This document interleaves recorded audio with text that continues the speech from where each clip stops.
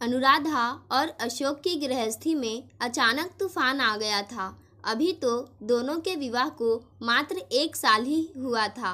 पहले से ही अनुराधा को उच्च शिक्षा प्राप्त करने की धुन थी, फिर ऊंची नौकरी और फिर गुण दोषों की परख व मूल्यांकन करने के फेर में एक के बाद एक प्रस्तावों को ठुकराने का जो सिलसिला शुरू हुआ तो वह 35-36 साल तक रुकने का नाम नहीं लिया था। अनुराधा के माता पिता, जो पहले अपनी मेधावी बेटी की उपलब्धियों का बखान करते नहीं थकते थे, अब अचानक चिंताग्रस्त हो उठे थे। बड़ी मुश्किल से गुण दोषों, सामाजिक स्तर आदि का मिलान करके कुछ नव युवकों को उन्होंने अनुराधा से मिलने को तैयार भी कर लिया था, पर अनुराधा पर तो एक दूसरी ही धुन सवार थी। अनुराधा उन लड़कों से मिल तो लेती थी, पर उससे छूटते ही अजीब सा प्रश्न पूछ बैठती थी, आपको बच्चे पसंद है या नहीं? ज़्यादातर भावी वर अनुराधा की आशा की विपरीत बच्चों को पसंद तो करते ही थे, अपने परिवार के लिए उनका होना जरूरी भी मानते थे, मगर यही स्वीकारोक्ति अनुराधा को भड़काने के लिए काफ़ी होती थी और संबंध बनने से पहले ही उसके पूर्वाग्रहों की भेंट चढ़ जाता था। अशोक से अपनी पहली मुलाकात उसे आज भी अच्छी तरह याद है। चुस्त दुरुस्त और प्रभावशाली व्यक्तित्व वाले अशोक को देखते ही वह प्रभावित हुए बिना नहीं रह सकी थी, पर उसकी उच्च शिक्षा और ऊंची नौकरी ने उसके आत्मविश्वास को गर्व की कगार तक पहुंचा दिया था। वैसे भी वह नारी अधिकारों के प्रति बेहद सजग थी। छुई मुई सी बनी रहने वाली युवतियों से उसे बड़ी कोफ्त होती थी। इसलिए अशोक को देखते ही उसने प्रश्नों की झड़ी लगा दी थी। आशा है पत्रों के माध्यम से आपको मेरे बारे में पूरी जानकारी मिल गई होगी, अनुराधा अपने खास अंदाज में बोली थी। जी हाँ, अशोक उसे ऊपर से नीचे तक निहारते हुए बोला था। अनुराधा मन ही मन भुनभुना रही थी कि ऐसे घूर रहा है मानो कभी लड़की नहीं देखी हो, पर मुंह से कुछ नहीं बोली थी। आप अपने संबंध में कुछ और बताना चाहती है? मौन अंततः अशोक ने ही तोड़ा था। हाँ, क्यों नहीं, शायद आप जानना चाहें कि मैंने अब तक विवाह क्यों नहीं किया। जी हाँ, अवश्य। तो सुनिए, मेरे कंधों पर ना तो पारिवारिक जिम्मेदारियों का बोझ था और ना ही कोई अन्य मजबूरी, पर अपना भविष्य बनाने के लिए कड़ा परिश्रम किया है मैंने। जी हाँ, सब समझ गया मैं। आप अपने माता पिता की इकलौती संतान हैं। पिता जाने माने व्यापारी है, फिर पारिवारिक समस्याओं का तो प्रश्न ही नहीं उठता। पर मैं इतना खुशहाल नहीं रहा। पिता की लंबी बीमारी के कारण छोटे भाई और बहन के पालन पोषण, पढ़ाई लिखाई, विवाह आदि के बीच इतना समय ही नहीं मिला कि अपने बारे में सोच सकूं, अशोक ने कहा। चलिए, जब आपने स्वयं को मानसिक रूप से विवाह के लिए तैयार कर ही लिया है, तो आपने यह भी सोच लिया होगा कि आप अपनी भावी पत्नी में किन गुणों को देखना चाहेंगे। अनुराधा ने फिर से एक प्रश्न किया। किसी विशेष गुण की चाह नहीं है मुझे। हाँ, ऐसी पत्नी की चाह जरूर है जो मुझे मेरे सभी गुणों अवगुणों के साथ अपना सके। अशोक भोलेपन से मुस्कुराया तो अनुराधा देखती ही रह गई थी। कुछ ऐसा ही व्यक्ति उसके कल्पना लोक में भी था। आपके विचार जानकर खुशी हुई, पर आपको नहीं लगता कि पूरा जीवन साथ बिताने का निर्णय लेने से पहले कुछ और विषयों पर विस्तार से बात करना जरूरी है? अनुराधा कुछ संकुचित स्वर में बोली। मैं हर विषय पर विस्तार से बात करने को तैयार हूँ। पूछिए, क्या जानना चाहती है आप? हम दोनों ने सफलता प्राप्त करने के लिए कड़ा परिश्रम किया है, पर जब दो सफल व्यक्ति एक ही छत के नीचे रहे तो कई अप्रत्याशित समस्याएं सामने आ सकती है। शायद नहीं, वास्तविकता यही है। अनुराधा झुंझला गई थी। मुझे नहीं लगता कि ऐसी कोई समस्या भी आ सकती है जिसे हम दोनों मिलकर सुलझा ना सके। सुनकर अच्छा लगा, पर विवाह के बाद घर का काम कौन करेगा? अनुराधा ने कहा। हम दोनों मिलकर करेंगे। मेरा दृढ़ विश्वास है कि विवाह नाम की संस्था में पति पत्नी को समान अधिकार मिलने चाहिए। अशोक ने तत्परता से उत्तर दिया। और बच्चे? बच्चे? कौन से बच्चे? बनिए मत, बच्चों की जिम्मेदारी कौन संभालेगा? इस संबंध में तो कभी सोचा ही नहीं मैंने। तो अब सोच लीजिए। शुतुरमुर्ग की तरह रेत में मुंह छिपाने से तो समस्या हल नहीं हो जाएगी। मैं बहस के लिए तैयार हूँ महोदया। अशोक नाटकीय अंदाज में बोलकर हंस पड़ा। तो सुनिए, मुझे बच्चे बिल्कुल पसंद नहीं हैं, या यूँ कहिए कि मैं बच्चों से नफरत करती हूँ। क्या कह रही है आप? उन भोले भाले मासूमों ने आपका क्या बिगाड़ा है? इन मासूमों की भोली सूरत पर ना जाइए। ये माता पिता के जीवन को कुछ इस तरह जकड़ लेते हैं कि उन्हें जीवन की हर अच्छी चीज़ को त्याग देना पड़ता है। मैं आपकी बात से सहमत हूँ, पर फिर भी लोग संतान की कामना करते हैं, अशोक ने तर्क दिया। करते होंगे, पर मुझे नहीं लगता कि मैं अपनी नौकरी के साथ आपके बच्चों के पालन पोषण का भार उठा सकूंगी। मुझे तो उनके नाम से ही झुरझुरी आने लगती है। आप बोलती रहिए, आपकी बातों से मेरी उत्सुकता बढ़ती जा रही है।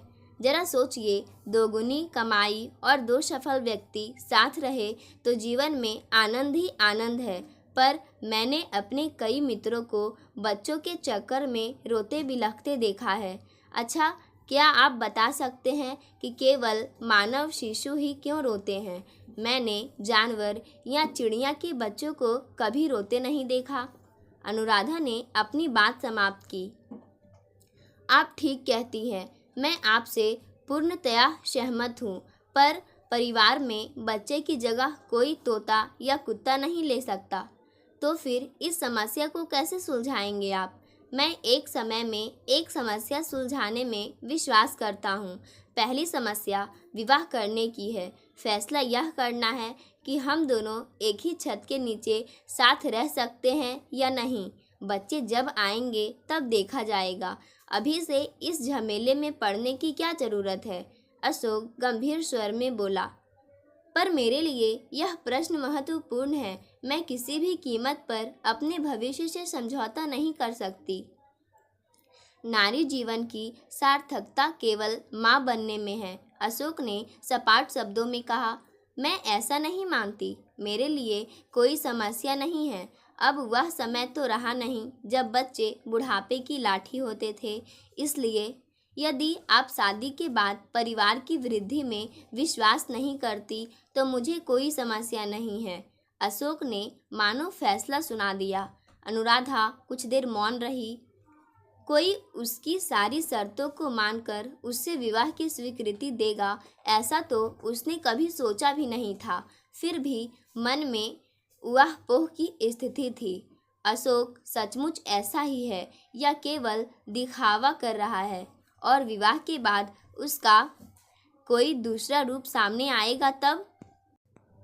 मगर अनिर्णय की स्थिति अधिक देर तक नहीं रही। सच तो यह था कि उसके विवाह को लेकर घर में पसरा तनाव सारी सीमाएं लांघ गया था। अपने लिए ना सही, पर माता पिता की खुशी के लिए वह शादी करने को तैयार थी। अनुराधा की माँ ममता तथा पिता प्रकाश बड़ी बेचैनी से अनुराधा और अशोक के फैसले की प्रतीक्षा कर रहे थे। अशोक के माता पिता भी यही चाहते थे कि किसी तरह वह शादी के लिए हाँ कर दे तो वे चैन की सांस ले। जैसे ही अशोक और अनुराधा ने विवाह के लिए सहमति जताई तो घर में मानो नई जान पड़ गई। ममता तो अनुराधा के विवाह की आशा ही त्याग चुकी थी। उन्हें पहले तो अपने कानों पर विश्वास ही नहीं हुआ, और जब हुआ तो वे फफक उठी। ये तो खुशी के आंसू है। ममता झट आंसू पोंछकर अतिथि सत्कार में जुट गई थी। दोनों ही पक्ष जल्द शादी के इच्छुक थे। पहले ही इतनी देर हो चुकी थी, अब एक दिन की देरी भी उनके लिए असहनीय थी। हफ्ते भर के अंदर ही दोनों की शादी संपन्न हो गई। शादी के बाद अनुराधा और अशोक जिस आनंदमय स्थिति में थे, वैसा आमतौर पर किस्से कहानियों में होता होगा। मधु यामिनी से लौटी अनुराधा के चेहरे पर अनोखी चमक देखकर उसके माता पिता भी पुलकित हो उठे थे। मगर जीवन सदा सीधी राह पर ही तो नहीं चला करता। अचानक अनुराधा की सेहत बिगड़ने लगी। वह बूझी सी रहने लगी। दूसरों को भी प्रेरित करने वाली ऊर्जा मानो खो सी गई थी। तबीयत सुधरते ना देख अशोक उसे डॉक्टर के पास ले गया। डॉक्टर ने जब नए मेहमान के आने का शुभ समाचार सुनाया तो अनुराधा का व्यवहार स्वतः अप्रत्याशित था। वह अपनी सुध बुध खो बैठी। डॉक्टर बड़े प्रयत्न से उसे होश में लाई तो चीख चिल्लाकर अनुराधा ने पूरा नर्सिंग होम सिर पर उठा लिया। आसपास के लोग डॉक्टर रमोला के कक्ष की ओर कुछ इस तरह दौड़ाए मानो कोई अनहोनी घट गई हो या किसी का मर्डर हो गया हो।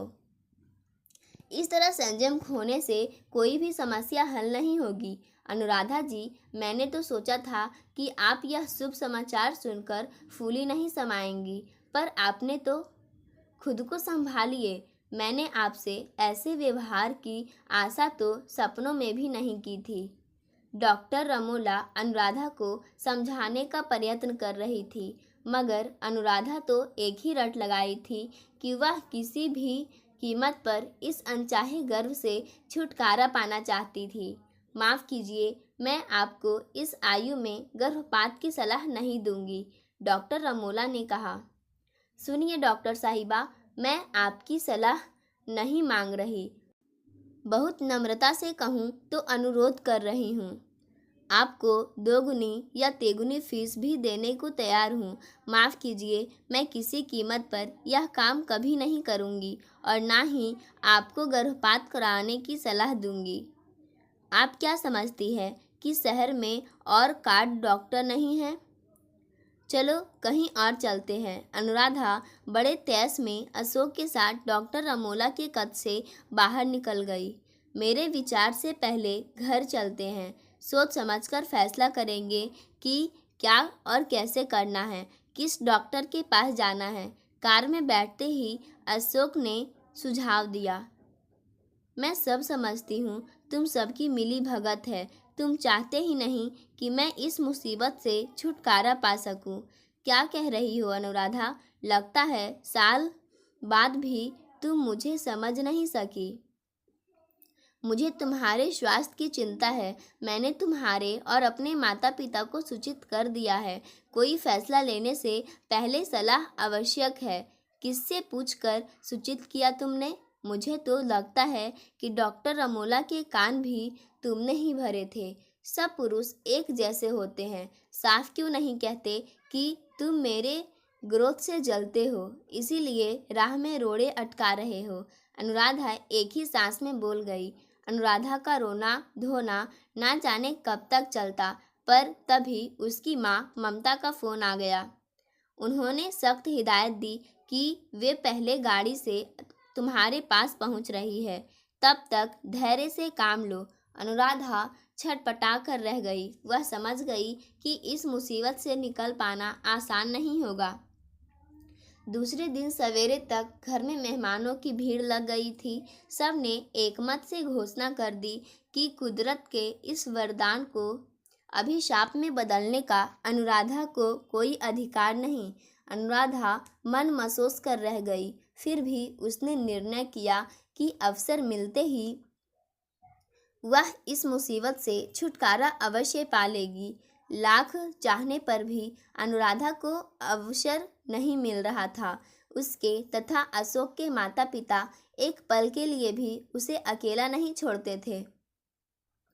उसकी माँ ममता ने तो बच्चे को पालने का भार अपने कंधों पर लेने की घोषणा भी कर दी थी। फिर भला अशोक की माँ कब पीछे रहने वाली थी? उन्होंने भी अपने सहयोग का आश्वासन दे डाला था। अब अनुराधा बेचैनी से उस पल का इंतजार कर रही थी जब बच्चे के जन्म के साथ ही उसे इस शारीरिक तथा मानसिक यातना से छुटकारा मिलेगा। वह अक्सर अशोक से परिहास करती कि नारी के साथ तो कुदरत ने भी पक्षपात किया है, तभी तो सारी असुविधाएं नारी के ही हिस्से आई हैं। समय आने पर बच्चे का जन्म हुआ, सब कुछ ठीक ठाक निबट गया तो सब ने राहत की सांस ली। बच्चे को गोद में लेते हुए ममता तो रो ही पड़ी। आज 35-36 साल बाद घर में बच्चे की किलकारियां गूंजेगी। कुदरत इतनी प्रसन्नता देगी, मैंने तो इसकी कल्पना भी नहीं की थी। वे भरे गले से बोली, यह तो बिल्कुल अपने दादाजी पर गया है। वैसे तीखे नैन नक्श, वैसा ही रोबीला चेहरा।